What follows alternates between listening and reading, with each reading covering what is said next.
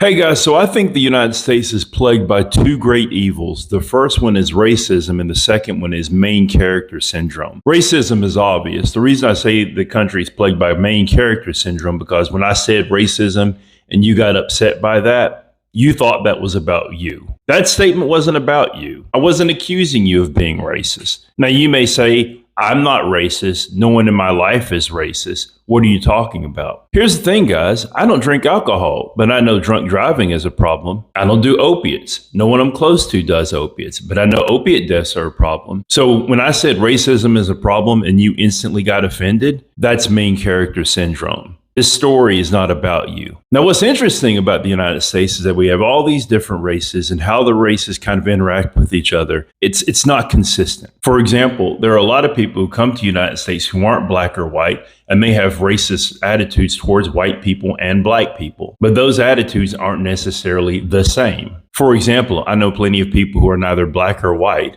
and they would like their kids to marry within their race. But if they were to marry someone who wasn't within their race, they would prefer it to be a white person than a black person. Another interesting aspect of racism in this country is a perceived fast track to being accepted as American is adopting anti-black attitudes. And when I say black, I mean specifically African American. This even is so much that other black people who are from the African diaspora or the continent of Africa will develop anti-African American attitudes, making it a point to separate themselves from African Americans. I'm Nigerian, I'm Ghanaian, I'm fill in the blank, but I'm not black. The people saying this are blacker than me. Another interesting aspect of racism in this country is what I call a tipping point. The tipping point's already been observed by demographers in the sense of when flight occurs. Flight is what you call it when neighborhoods have a certain population of a particular ethnic and racial group. And then when it reaches a certain point, usually speaking of whites, but it could technically be other groups decide to leave the neighborhood in substantial numbers. Thus the term white flight. So yeah, flight is basically synonymous with white flight. The tipping point of white flight